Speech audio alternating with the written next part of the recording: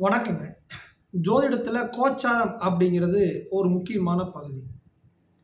அந்த கோச்சாரம் அப்படிங்கக்கூடிய ஃபார்முலாவ, கோட்பாடுகள நம்ம ஒதுக்கவே முடியாது அப்படிங்கிற அளவுக்கு அதுல ஒரு டெப்த்தான விஷயங்கள் இருக்கு.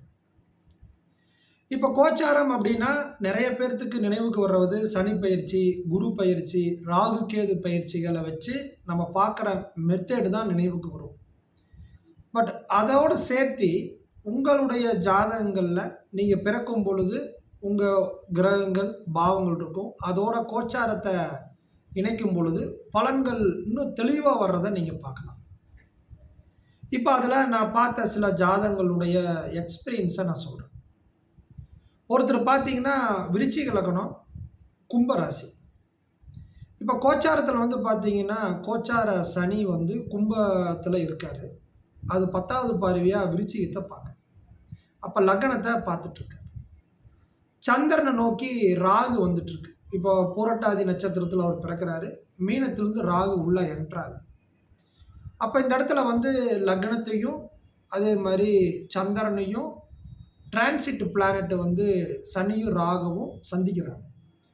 இப்ப இந்த காலகட்டங்கள்ல அவருக்கு உடல் ரீதியா சில தொந்தரவுகள குடுக்குது.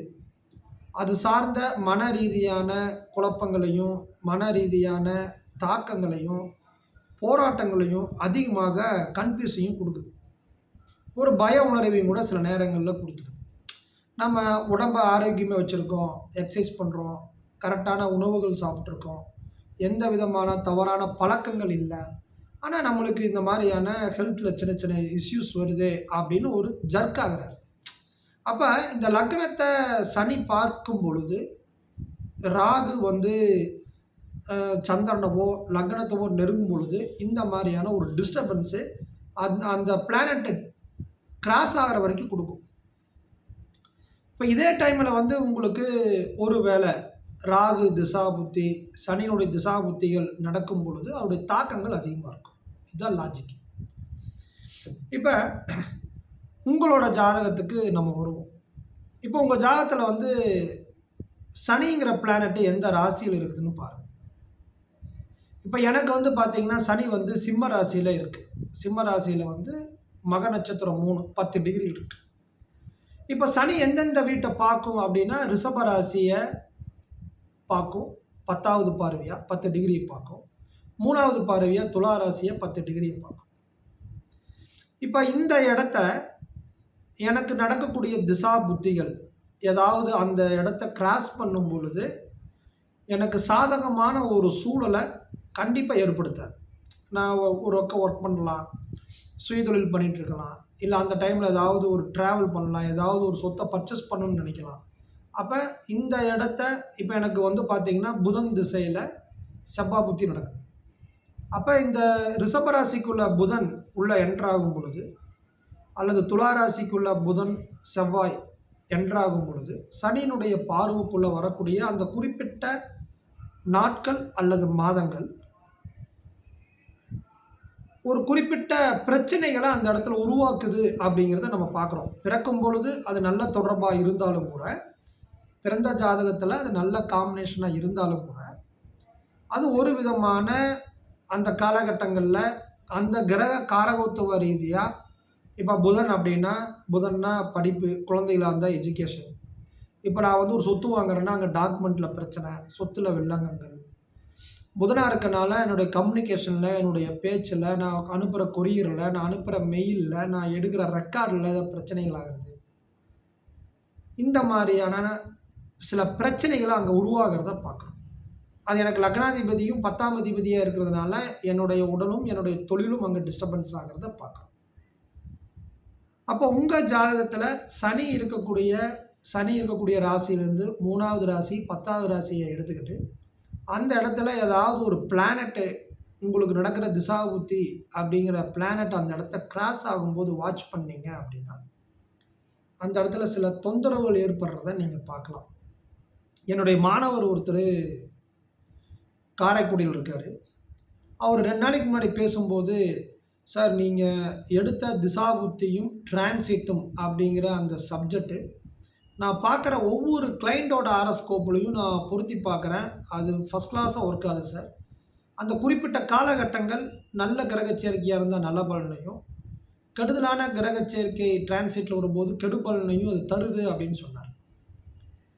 அவரு ஷேர் பண்ண சில விஷயங்கள் உங்களுக்கும் பயனுள்ளதா இருக்குன்னு தான் நான் இந்த வீடியோல பதிவிடுறேன்.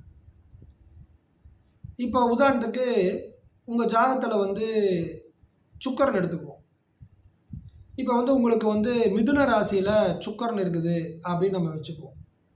நீங்க யாருக்கோ ஒருத்தர் உங்களுக்கோ உங்க தெரிஞ்சவங்களுக்கோ மிதுன ராசியில சுக்கிரன் இருக்கு. இப்போ கோச்சார குரு வந்து பார்த்தீங்கன்னா அடுத்தது மிதுன ராசிக்குள்ள ஜூன் மாதம் உள்ள என்ட்ரு ஆவார், மே ஜூனில். இப்போ கோச்சார குரு வந்து ரிஷப ராசிக்குள்ள என்ட்ரு ஆகும் பொழுது உங்களுடைய பிறந்த கால சுக்கிரனை போய் டச் பண்ணுவார். அப்போ என்ன சொல்லலாம்? சுக்கிரன் அப்படின்னா உங்களுக்கு ஏதாவது ஒரு பணம் கிடைக்க போகுதுன்னு சொல்லலாம். வாகனங்கள் வாங்க போகிறீங்க அப்படின்னு சொல்லலாம். புதிய வீடு கட்டுவீங்கன்னு சொல்லலாம். வீட்டுக்கு இன்டீரியர் டெக்கரேஷன் இல்லை ஒயிட் வாஷ் பண்ண போகிறீங்கன்னு சொல்லலாம். நிறைய துணிகள் அல்லது ஆபரணங்கள் வாங்குவீங்க அப்படின்னு சொல்லலாம். இது பொதுவான ஒரு கான்செப்ட். இப்போ இந்த சுக்கிரன் வந்து உங்களுக்கு எந்த பாவ அதிபதியாக வருதோ அந்த சம்பவங்களும் அங்கே நடக்கும். இப்போ யாருக்காவது ஒரு ஆணுக்கு வந்து திருமண அலைன்ஸ் பார்த்துட்டு இருக்கிறீங்க, பொண்ணு பார்த்துட்டு இருக்கிறீங்கன்னா, இப்போ நீங்கள் மேச லக்னமாக இருக்கிறீங்க அப்படின்னா அந்த இடத்துல 7ஆம் அதிபதி சுக்கிரன், 2 7ஆம் அதிபதி சுக்கிரன். அப்போ 2 7ஆம் அதிபதி சுக்கிரனை கோச்சார குரு தொடர்பு கொள்றதுனால 2, 7 உங்களுடைய குடும்பங்கள் அமையிறது, திருமணங்கள் நடக்கிறது. திருமணத்துக்கு பின்பு 2ஆம் பாவம் அப்படிங்கிற ஆபரணங்களும் பொருளாதாரத்தில் நீங்கள் உயர்நிலை பெறுறது, அடுத்த டெவலப்மெண்ட் ஆகிறது. இது எல்லாமே அந்த குரு மிதுனத்தில் கோச்சாரத்தில் இருக்கிற குரு மிதுனத்தில் பிறந்த காலத்தில் இருக்கிற சுக்கிரனை தொடர்பு கொள்ளும்போது அங்கே நடக்குதுன்னு சொல்லலாம்.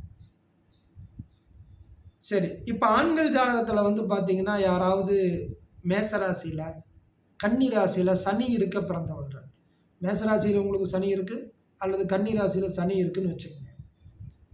இந்த மேசத்தில் இருக்கிற சனி மிதுன ராசியை பார்க்கும், கன்னியில் இருக்கிற சனியும் மிதுன ராசியை பார்க்கும். இப்போ குரு அங்கே உள்ளே வரும்பொழுது என்னாகும்? அப்போ ஆண்களுக்கு வந்து ஜீவக்கோள்னு சொல்கிறோம் குரு. அப்போ குரு அங்கே உள்ளே வரும் பொழுது இந்த சனியின் பார்வை குருவின் மேல் படுவதால் அந்த குறிப்பிட்ட எவ்வளவு டிகிரி படுதோ அந்த டிகிரிக்கான சில நாட்கள் இருக்கும். அந்த நாட்கள் எல்லாமே உங்களுக்கு ஹெல்த் ரீதியான தொந்தரவுகளையும் அல்லது குழந்தைகளால் மன உளைச்சல்களையும் பொருளாதாரத்தினால விளைவுகளையும் நீங்கள் சந்திப்பீங்க. அல்லது குறுகிய நாட்களாவது உடலில் காய்ச்சல்லையோ கீழே விழுந்தோ அந்த குருவுடைய சேர்க்கைக்கு தகுந்த மாதிரி குரு எந்த ஆதிபத்தியமாக வருதோ அந்த ஆதிபத்தியத்துக்கு தகுந்த மாதிரி ஒரு குறிப்பிட்ட காலங்கள் நீங்கள் ஒரு சர்க் ஆவீங்க, ஒரு டிஸ்டர்பன்ஸ் ஆவீங்க. இப்படி கோச்சாரங்கள் அப்படிங்கிறது பிறந்த கால ஜாதகத்தில் காம்பினேஷன் எப்படி இருந்தாலும் கோச்சாரத்தில் ஒரு குறிப்பிட்ட நாட்கள் அந்த கிரகத்தோட தொடர்புக்கு தகுந்த மாதிரி பாவ ஆதிபத்தியத்துக்கு தகுந்த மாதிரி நம்மளுக்கு ஒரு நல்ல பலனவோ அல்லது ஒரு கெடுதலான பலனவோ தரும் அப்படிங்கிறத மாற்றமே இல்லை.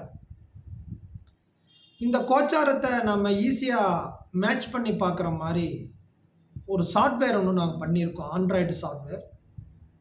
நீங்கள் ப்ளே ஸ்டோரில் வந்து SGK அஸ்ட்ரோ அப்படின்னு அடிச்சிங்கன்னா அந்த சாஃப்ட்வேர் வரும். அது வந்து paid version, 1 year paid version இருக்குது. அதில் வந்து இந்த கோச்சார உங்களுடைய ஜாதகத்தில் சனி இருக்கிற ராசிக்கு கோச்சார கிரகங்கள் கிராஸ் ஆகும் பொழுது அது எப்போ எந்தெந்த காலகட்டங்களில் பார்க்குது அப்படிங்கிற மாதிரி தயார் பண்ணியிருக்கோம். இது இன்னும் பொதுமக்களும் பயன்படுத்தக்கூடிய வகையில் எதிர்காலத்தில் ஒரு ஜோதிடம் தெரியாதவங்க கூட அந்த அடிப்படை ஃபார்முலாவை வச்சுக்கிட்டு அது பயன்படுத்தி எப்பெல்லாம் நல்ல நாட்களை தேர்ந்தெடுக்கலாம், எப்பெல்லாம் நம்மளுக்கு தொந்தரவுகள் வரும், தொந்தரவுகள் வராது அப்படின்னு ஒரு சார்ட் கொடுக்குற மாதிரியாகவும் நாங்கள் ப்ரோக்ராம் பண்ணிகிட்ருக்கோம். அதுவும் விரைவில் அந்த ஃபார்முலா கம்ப்ளீட் ஆனதுக்கப்புறம் அதுவும் விரைவில் நம்ம லான்ச் பண்ண போகிறோம். ஜோதிடம் படிக்கணும்னு நினைக்கிறவங்களுக்கு அடிப்படை ஜோதிட வகுப்பு வரக்கூடிய 10/4/2025 ஏப்ரல் 10ஆம் தேதி நம்ம ஆரம்பிக்கிறோம். அடிப்படை ஜோதிட வகுப்பு தேவைப்படுறவங்க கீழே இருக்கிற நம்பரில் தொடர்பு கொண்டு நீங்கள் சேர்த்துக்கலாம். வணக்கம்.